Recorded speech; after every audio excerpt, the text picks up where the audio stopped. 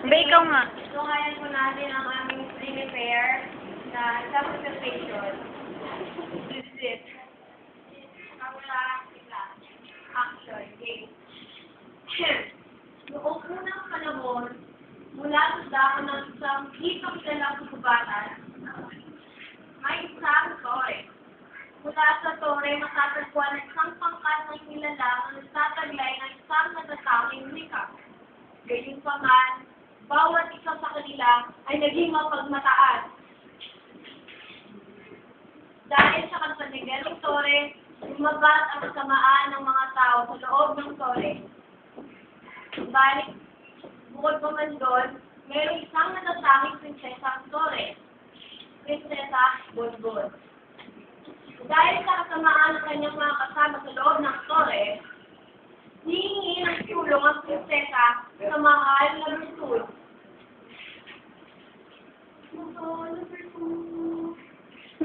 Ano po, ibig nila po ako dito sa tore. Taas-taas po, malalain po ako eh. Kasi naman sa tama ko yung bagay ng mga kasama ko dito.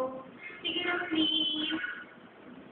Pakikinggan siya ng mahal na Bertul na manggagaling pa mula sa ating kamag-aral. Tinatawagan namin ang participant si Harden para gumanap na aming mahal na Bertul.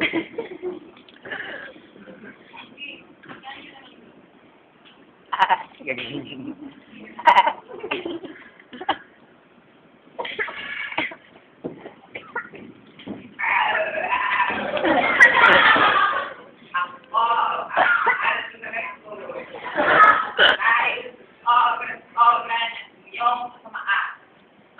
Wow, bakit po? Ang tore na yung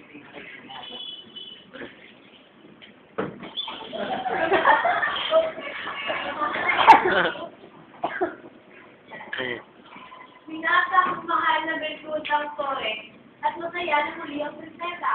Ay, tumukas! Nakalaki na rin. Ring. Ang teorya ng Babel. Ang unang panahon, bali yung teorya ng Babel, hindi lang siya basta teorya, kasi musical siya. So, based sa Bible. Sa bumagay, kung nasabi doon na noong unang panahon, meron isang tore na naitinayo ng mga tao. Ayun. Bali, noong unang panahon, meron silang ginagamit na isang bigala. So, nandun sila sa tore, tapos yung tore na yun, parang gusto nila na, naisip nila na pataasan pa ng pataasan yung tore hanggang babot nila yung mga langit. So, naisip, pinataasan nila yung tore kasi gusto nila na ikita ninyo. So, nagalit si Lord kasi tore, tinayin nila hindi para sampahin sa purihin si Lord. Tinayin nila yun para hikitan sa si Lord. Kaya, nagalit si Lord, pinasak niya yung tore. Hanggang yung mga tao, nagpapatak-patak sila. Gusto niya nag-decide ng iba-ibang lingwa. Pagpapatuloy, lubos ang ligayahan ni Prinsesa Bonbon. Sa kanyang paglalakbay ng gubatan, makakatagpo siya ng iba't ibang klaseng hayop.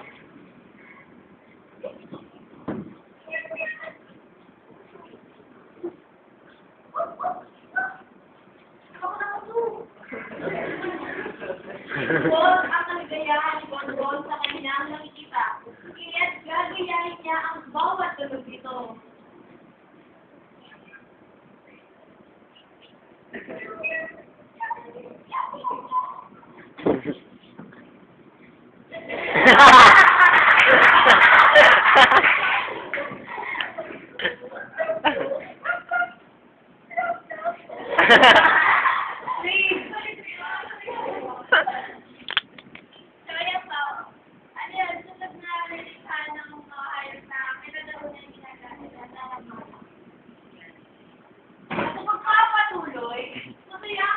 Bonbon na biglang kulo!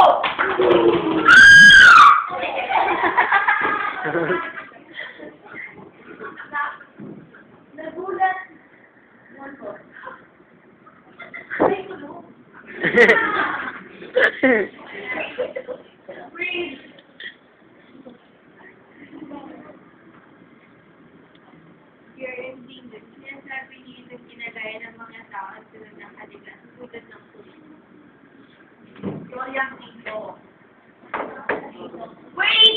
But there's more. Sa pagpapatuloy, masayang-masaya si Bonbon nang biglang humulog.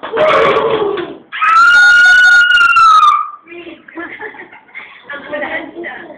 Ang kiyariyang puso. Ito yung na-invento ng mga unang tao. Ito yung salita na invento nila kapag nabibigla sila. Nakakabigyan sila ng tunog kasi nga nagulat sila. Matulad ng pag nasasaktan, napapaaray yung tao. Tapos, yung mga Amerikano naman, pag napapaaray, napapa-out. Yoya.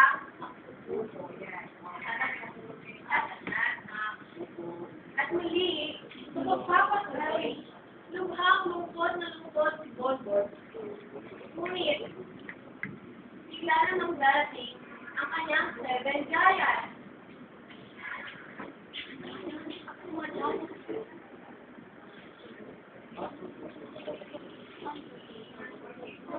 Pagpalitan ng isa.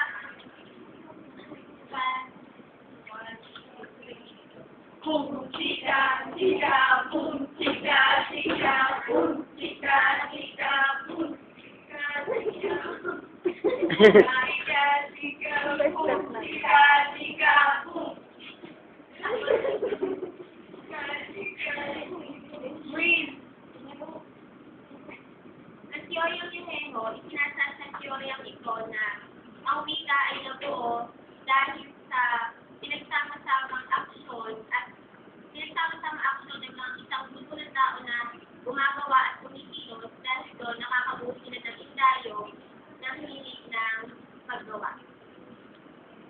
At muli, magpapatuloy, mukhang hindi pa nasisiyahan si Bonbon sa kanyang nasasakihan.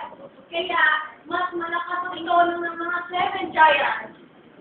Boom, chika, chika, boom, chika, chika, boom, chika, chika, boom, chika, chika, boom. Joyang Yam-Yam. Ang Joyang Yam-Yam ay sinasabi dito na ang Joyang ito, ang wika ay nagmula sa pagkumpas ng isang maestro na sa bawat kumpas na ginagawa niya ay may kahulugang galaw o tunog. Muli na naman sa pagpapatuloy, masaya na si Bonbon.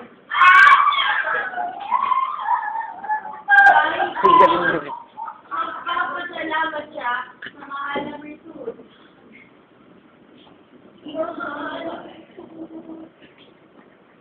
Maraming salamat. Kahit pinalaya mo ako at nagkaroon pa ako ng 7 giants. Thank you so much.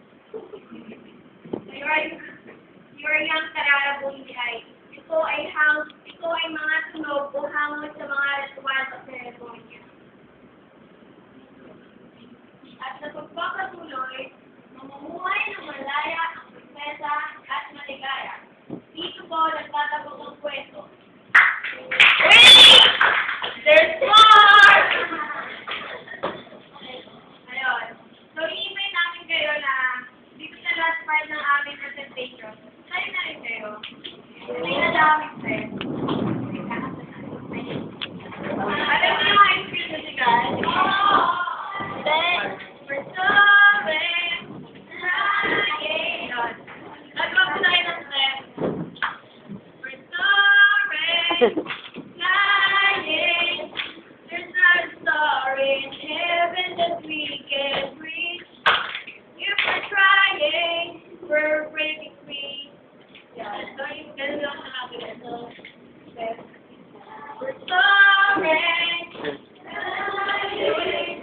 There's not a star in heaven that we can reach. If we're trying, we're breaking free. Yun lang po. Yorang tata. Mula sa kilod, kapagalaw ng tao, natututo tayo, tapos, doon na rin natin na alam kung ano yung meron sa kilod natin.